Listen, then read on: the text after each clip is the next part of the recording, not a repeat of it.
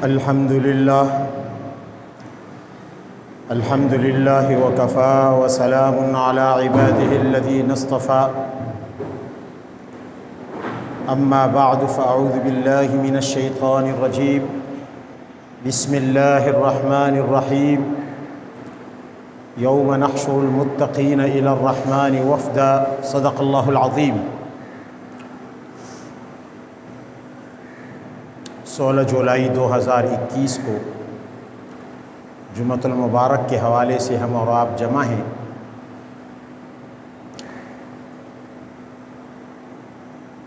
اسی ہفتے میں اللہ تعالیٰ کی طرف سے مسلمانوں کے لیے ایک عظیم خوشی کا دن جسے بقر عید یا عید الاضحیٰ کہتے ہیں آ رہا ہے۔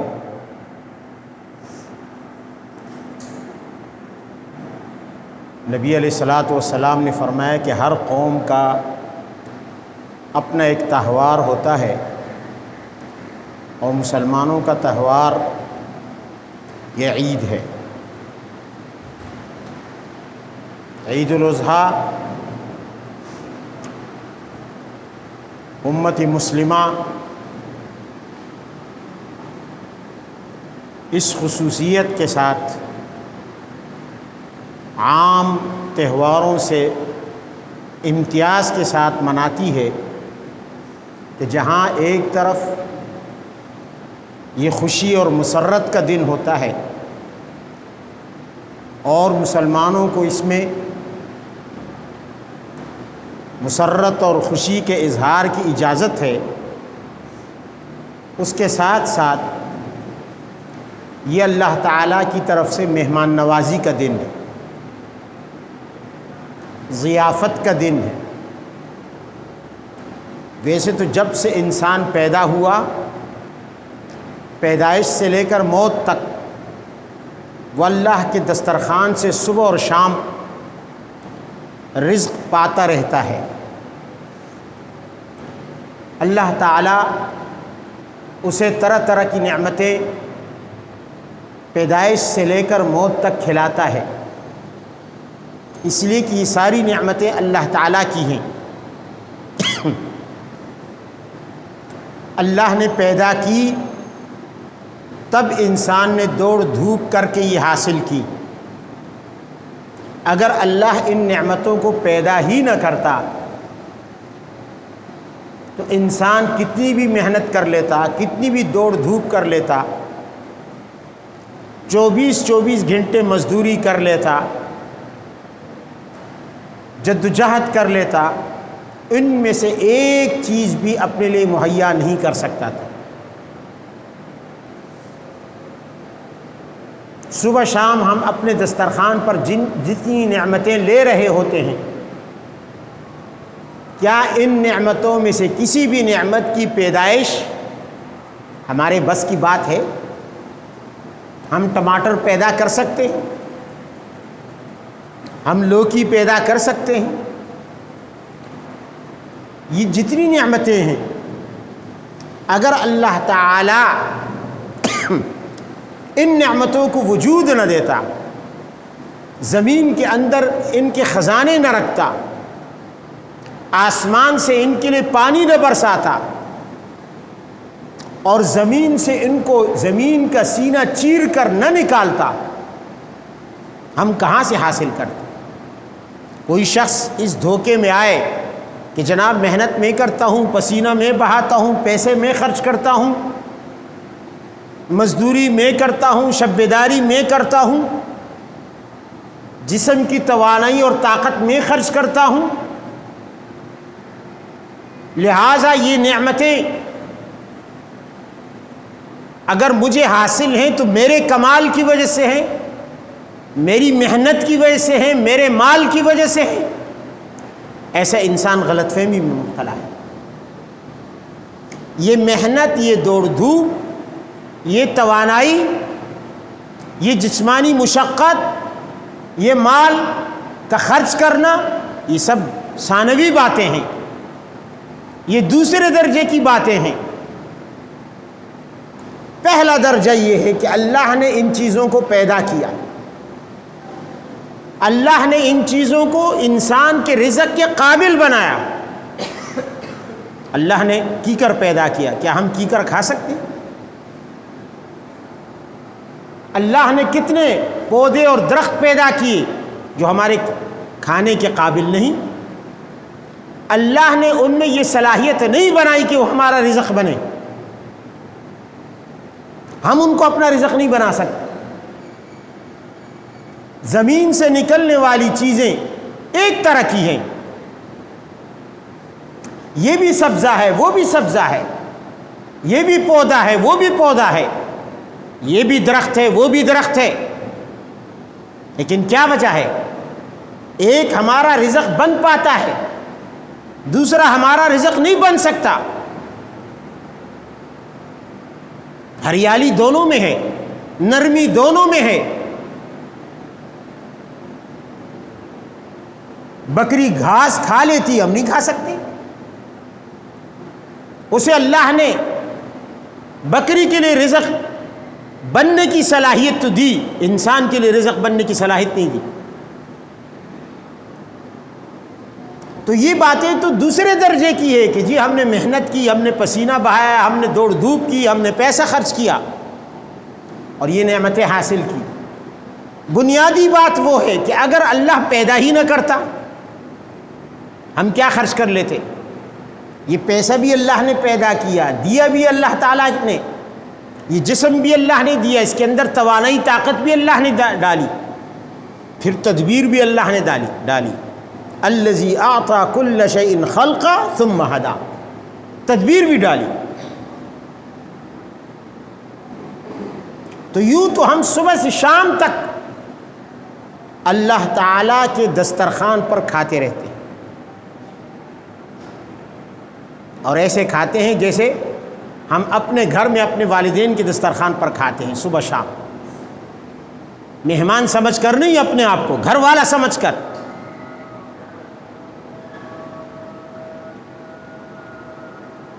لیکن جب اسی گھر میں مہمان آتا ہے تو پھر اس دن جو ضیافت ہوتی ہے وہ صرف وہ مہمان نہیں، گھر کے وہ بچے بھی کھاتے ہیں. جو روزانہ دسترخوان پر کھاتے تھے آج ضیافت والا کھانا بھی کھا رہے ہیں. اللہ تعالی ہمیں صبح شام کھلا رہا ہے، لیکن بقرہ عید کے دن، عید الاضحیٰ کے دن اللہ ہمیں مہمان بنا کر کھلا رہا ہے.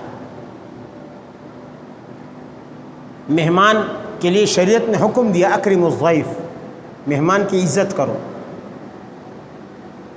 اللہ تعالی نے ہمیں اس دن مہمان بنا کر ہمیں عزت کے قابل بنا دیا. یہ نہیں ہو سکتا کہ اللہ مخلوق کو ایک حکم دے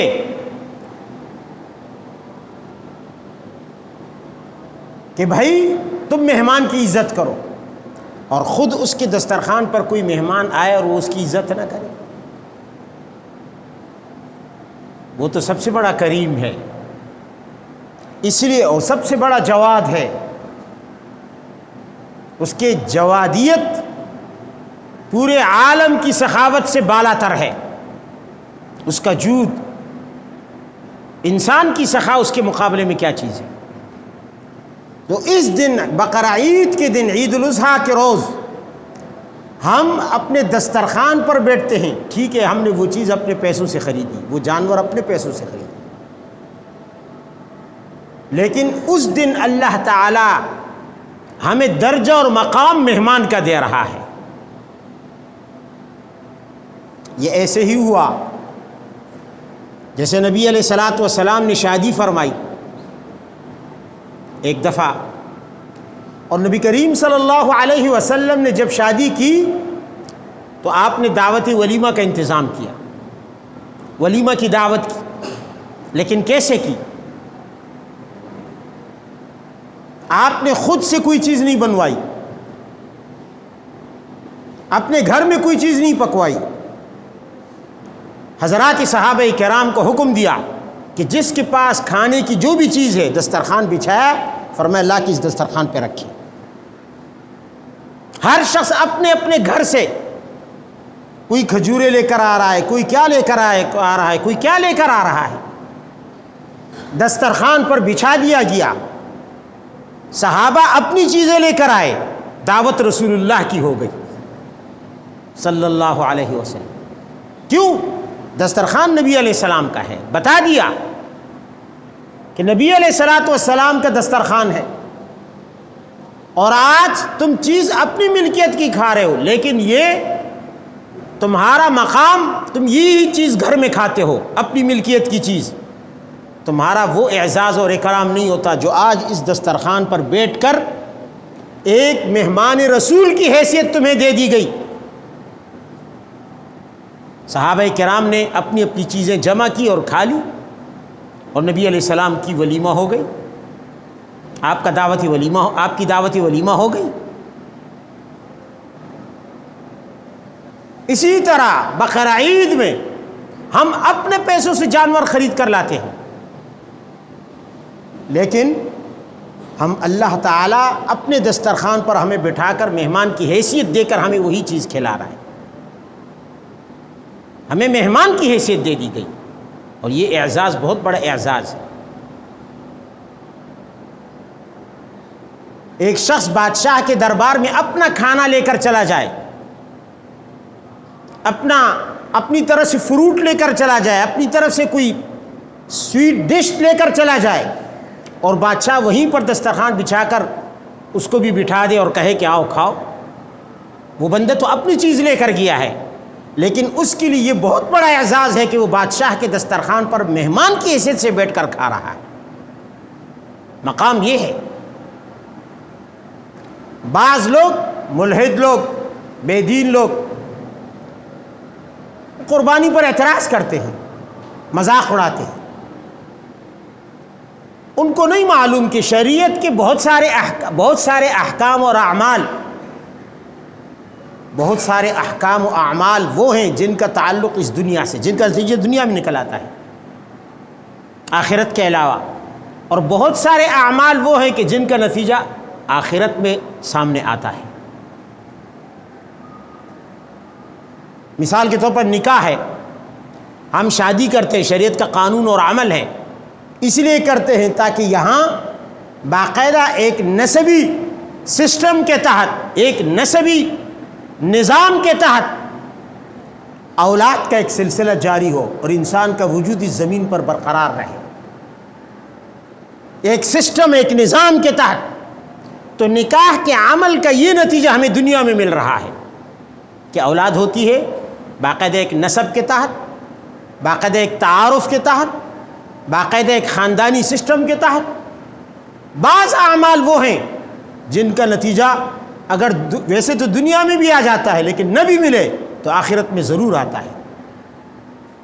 مثلا قربانی ہے، یہ قربانی کے جانور ہم ذبح تو کرتے ہیں، کھا بھی لیتے ہیں، خود کھا لیتے ہیں، اللہ کو ضرورت نہیں ہماری اس قربانی کی کہ وہ ہمارا مہمان نہیں بن رہا، ہم اس کے مہمان بن رہے ہیں، لیکن اس قربانی کے جانوروں کا ایک نتیجہ، ایک فائدہ وہ ہے جو ہمیں آخرت میں ہمارے سامنے آئے گا، اور ایسے وقت یہ کام دے گا کہ جب اس وقت انسان بے بسی کی وجہ سے اس کے پاس ضرورت ہوگی، وہ محتاج ہوگا، لیکن اس کی حاجت پوری نہ ہو سکے گی۔ چنانچہ ایک حدیث ہے، حضرت انس اور حضرت علی رضی اللہ تعالیٰ عنہما دونوں نے روایت کی ہے۔ نبی کریم صلی اللہ علیہ وسلم فرماتے ہیں اذا حشر المؤمنون من قبورہم، جب میدان حشر میں قیامت برپا ہوگی، اہل ایمان اپنی قبروں سے اٹھیں گے۔ اب ظاہر قبروں سے اٹھنے کے بعد وہیں پر تو حساب کتاب نہیں ہوگا کہ قبر کے کنارے وہیں کھڑے کھڑے حساب کتاب ہو جائے اور وہیں قریب میں جنت ہو اور ہم وہاں چلے جائیں۔ یہ ایک وسیع میدان ہے، آدم سے لے کر علیہ السلام دنیا کے آخری انسان تک اربوں خربوں انسان ایک میدان میں جمع ہوں گے، تو وہ میدان کتنا بڑا ہوگا۔ پھر عدالت لگنے کے لیے بھائی کوئی امریکہ کی زمین سے اٹھ رہا ہے، کوئی افغانستان کی زمین سے، کوئی پاکستان، کوئی ہندوستان، کوئی آسٹریلیا کی زمین سے اٹھ کر آ رہا ہے، تو کسی مخصوص جگہ عدالت ہوگی، کسی مخصوص جگہ پہنچنا ہوگا، سب کو اکٹھا ہونا ہوگا۔ یہ اتنا طویل سفر کیسے طے ہوگا؟ اس وقت انسان سواری کا محتاج ہوگا۔ کیا ہوگا؟ سواری کا محتاج ہوگا۔ اگر سواری ہوگی تو سوار ہو جائے گا، نہیں ہوگی تو پھر کیا ہوگا؟ پھر پیدل چلنا پڑے گا، پھر پیدل چلنا پڑے گا۔ آدمی چل سکے نہ چل سکے، ایک تو قیامت کا دن، ہولناک دن، غضب کا دن، ڈر اور خوف کا دن، دل کانپ رہے ہوں گے، اوپر سے انتہائی سخت گرمی کہ جس میں انسان منہ تک پسینے میں ڈوب جائے گا، پسینے کا سمندر، کیسے چل سکے گا؟ ایسے وقت میں انسان سواری کا محتاج ہوگا۔ اب ایسے وقت میں سواری کہاں سے؟ پیسے تو ہے نہیں کہ آدمی خرید لے۔ میدان حشر میں کوئی مارکیٹ تھوڑی لگی ہوئی ہے، منڈی تھوڑی لگی ہوئی ہے کہ وہاں منڈی سے جا کے جانور خرید لے آدمی سواری۔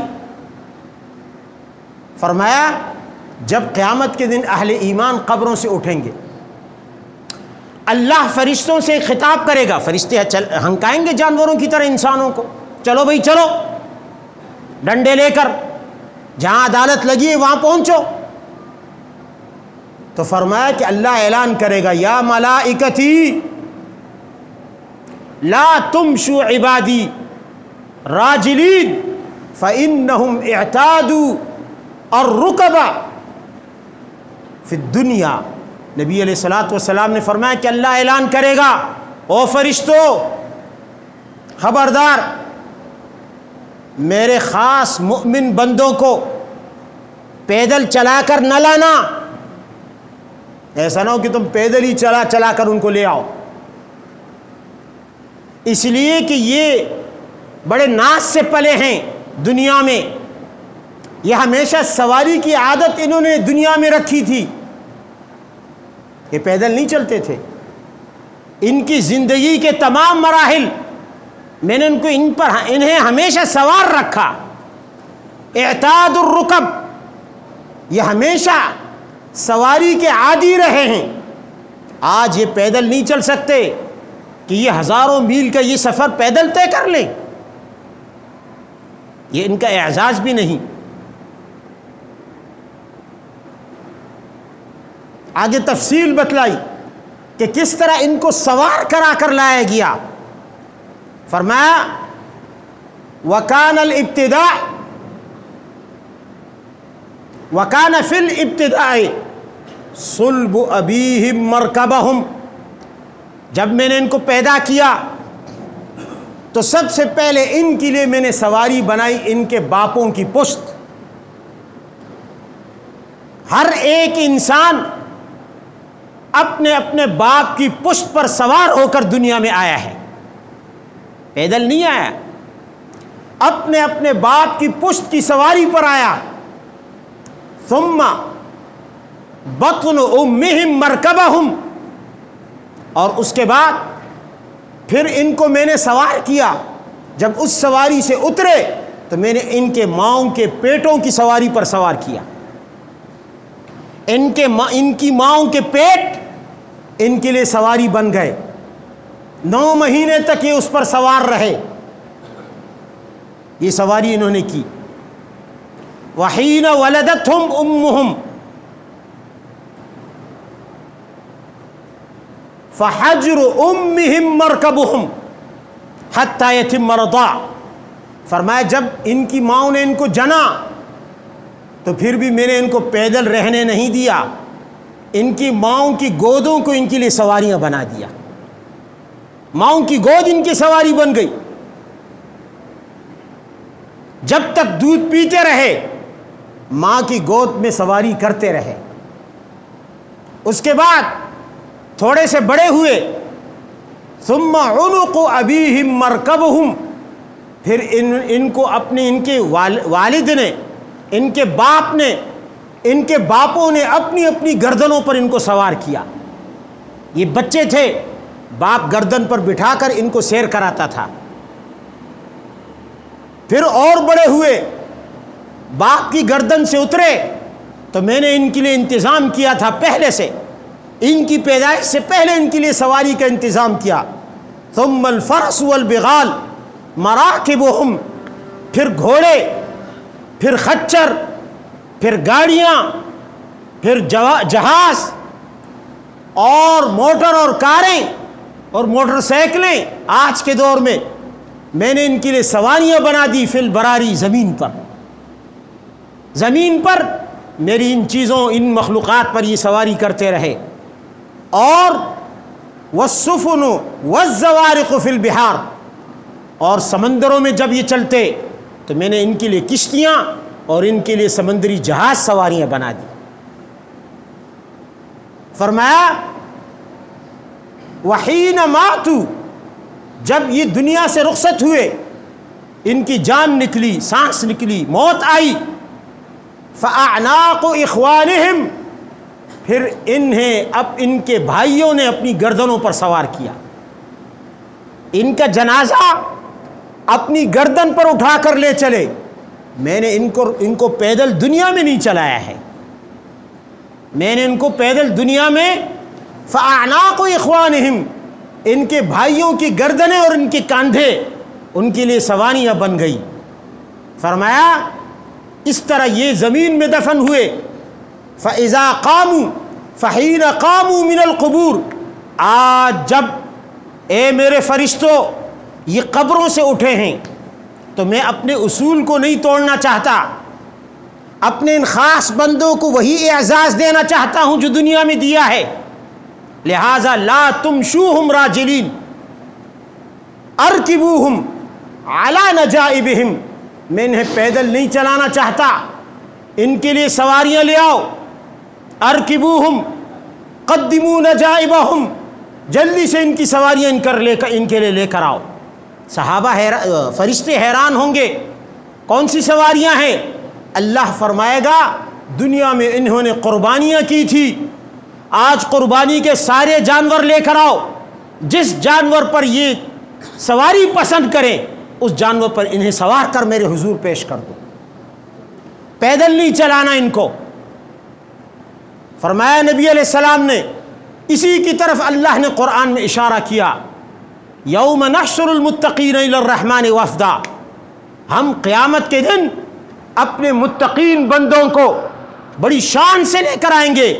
وفدن اے رکبانن, مفسرین نے تفسیر کی ہے یعنی ان کو سواریوں پر سوار کرا کر لائیں گے, سواریوں کے دوش پر ان کو لے کر آئیں گے, ایسے پیدل نہیں چلائیں گے. اسی لیے نبی علیہ الصلوۃ والسلام نے فرمایا عظموا ضحایاکم عظموا ضحایاکم فإنها علی الصراط مطایاکم, اپنی قربانیوں کو فربہ بناؤ, ان کو خوب کھلاؤ پلاؤ تاکہ وہ موٹے تازے ہوں, اس لیے کہ فإنها علی الصراط مطایاکم, میدان حشر میں اور پل صراط پر یہ تمہارے لیے سواری کا کام دیں گے, تم ان پر سوار ہو کر جنت کے دروازوں تک پہنچو گے. اللہ تعالی ہم سب کو قربانی کی یہ عظمت سمجھنے کی اور اس پر عمل کرنے کی توفیق عطا فرمائے, اور میدان حشر میں اللہ تعالی ہمارے لیے ہماری قربانی کے جانوروں کو جنت کے دروازوں تک پہنچانے والی سواری بنا دے. وآخر دعوانا ان الحمد للہ.